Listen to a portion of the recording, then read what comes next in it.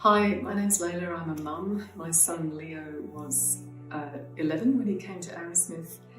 We had really explored all options, and at the end of grade 5 he received a terrible report card, and it didn't seem that the teachers really knew what was going on, and we didn't understand what was going on. I should say Leo had meningitis as a baby, so we knew there was a risk of learning difficulties, and he was deafened by the meningitis, so he had a cochlear implant. But he was having a lot of trouble developing language, and clearly there were a lot of learning issues that were not really being identified by the school. So we had him assessed, and the assessment was quite distressing, and with a view to going into Arrowsmith. And we started Arrowsmith that next year as a full-time project, and within 3 months we were seeing the difference in him. His speech and his writing improved, the fluidity of ideas coming out of him improved. He became much more engaged with us and with the world, seemed to know where he was, started recognising when we were driving around, he would recognise where we were, whereas previously he'd just been in a world of his own. So that's how we came to Arrowsmith. So we did 2 years in the full-time program, which we saw a lot of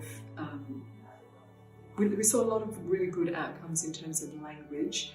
It's still not perfect, and that's why we're back in the part-time program. We also saw outcomes in terms of, as I said, the most important thing was really this idea that his brain woke up, that he was much more able to grasp the problem and think about a problem and tackle a learning task, whereas before that he just would sit back and have no idea how to start. So that was really the main thing.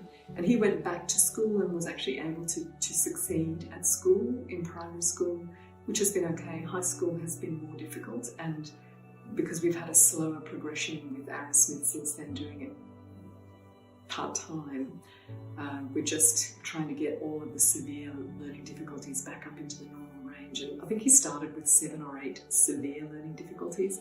He moved those quite quickly. Now he's got 2 that are still severe, and they still impact him a lot in terms of speech, language, understanding, conversation, and being able to do academic work. But without Arrowsmith, I don't think we'd be anywhere near where we are now. He's about to graduate from grade 12.